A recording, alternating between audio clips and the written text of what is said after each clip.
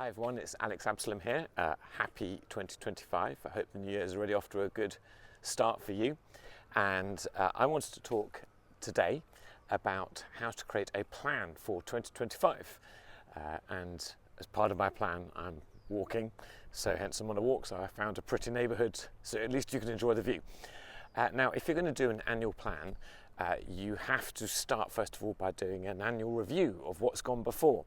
And so if you haven't seen the video, I created one for you at I think December the 12th last year, so go back and watch that. But really the essence of a review is looking at three things, which is what went well, what didn't go so well, and what do you want to change going forward. And so having that awareness gives you a framework for thinking about making a plan for the future and for going forward with that. And one of the things that I've found beneficial and helpful in developing plans is that I think about energy usage. Often I think we focus on how we're spending our time, which is obviously very relevant and important, but as you age, what you find is that energy becomes more significant, partly because naturally we don't, in our 50s have the same energy as in our 20s and so on, but also because the weight of decisions and responsibilities are greater, so that does absorb more energy. So I think about energy, and then as I start to think about a plan for this year, I'm really trying to focus first of all on what are my big priorities, what are the 2 or 3 big rocks that I'm going to put first of all into the jar of the year, to use that analogy. So one way to think of this is to ponder, where would I like to be by, say, Christmas 2025? How will my life have changed? What will have developed? What will I hope to have achieved? Now, obviously, this, to some extent, you can't gauge it all. Some of it's in the Lord's will. We don't know if we're still going to be alive, but let's assume, it's basically a year that kind of goes forth healthily and there's no massive shift. Where would you like to be, all things being equal? How would you like to have grown and developed and move forward? One of the things that I will ask coaching clients, I do coaching with a few people. One of the questions I will ask them often is, imagine it's 12 months time and we've been coaching together and it's just been a fabulous year for you. Things have really gone well. And you take me out for dinner and you order the finest champagne and a big fat steak. And I say, why are you doing that? And you say, it's because it's just been this great year. And the question is, what happened to make you want to celebrate with the best champagne? So I think for you, think about that. Think about, where would you like to be by the end of this year? What would make an exceptional year? And then you can start to work backwards from that. So that's one way of doing that. Another aspect I layer in also is to ask God.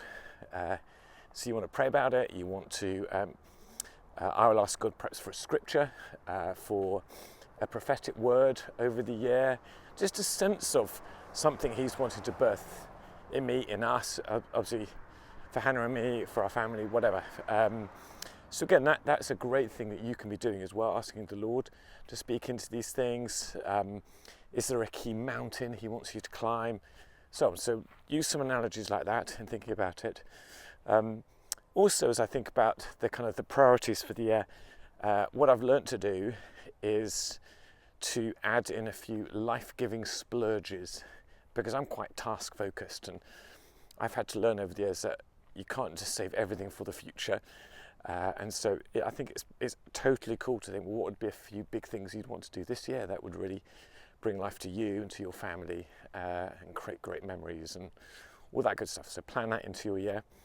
I also try and build in a habit focus for every quarter. So what's a new habit I want to take on, or what's a habit I want to rework in my life? And I find doing that over a 90-day period gives me enough time to try something out and for it to stay kind of interesting and relevant for me. So yeah, that's a helpful thing. So I just dropped something back here, go and pick that up.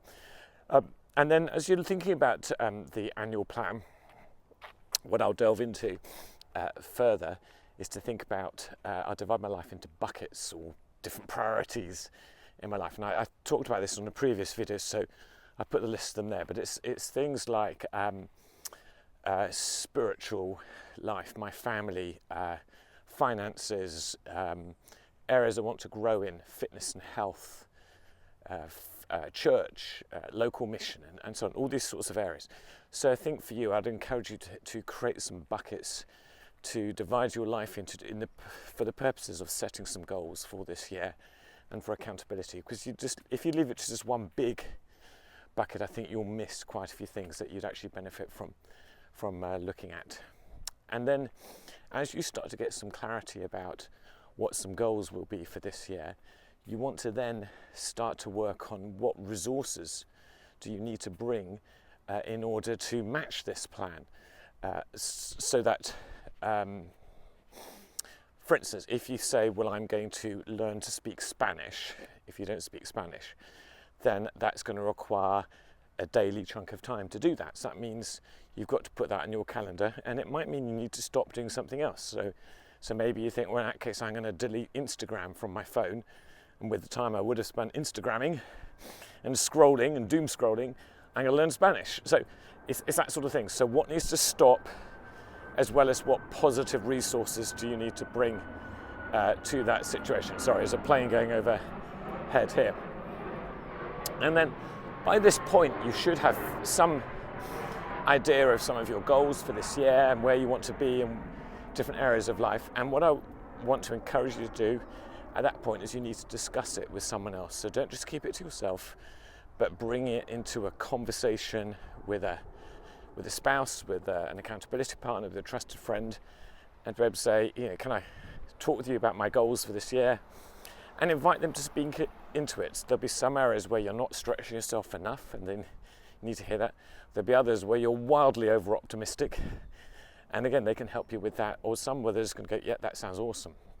So talk with someone about it, discuss the plan as it comes together, and then after you've discussed it, you need to then calendar it. So where are the things that you need to put on your schedule so they start to make it, even if it's, for instance, if you see, this year I need to take at least a 2-week summer vacation. So I would say now in January is the time to get that on the calendar for July or whenever it is you're going to take that. So that's part of the planning process for calendar it. And then as you go into the year, you need to also make sure that you review the plan, because it's no good having a plan that you never then look at. So the government's full of plans like that, aren't they? So we need to be people who review the plan. So something that Hannah and I do is we get together every 90 days and we create 90-day plans as a way of really digging deep into the granular nature of what we're doing and how we're living our lives. And then each week I will review what went well and what I want to change for the week ahead. And to some extent, it also shapes my daily priorities as well. So that's a whole kind of bigger system, which I can give you some time. But for now, just make sure you've got on your schedule for this year points where you are going to intentionally review your plan, ideally with the person who you're going to discuss it with at the start of the year, so you're in it together.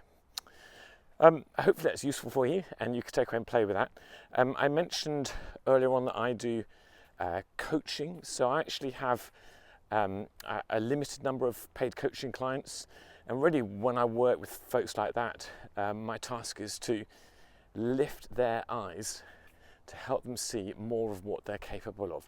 What you find is that almost everyone underestimates what they are capable of, and they also underestimate what their team is capable of as well. And so what a good coach will do is help you unearth possibilities to call you forward into your greater potential and your greater future that God's put into you.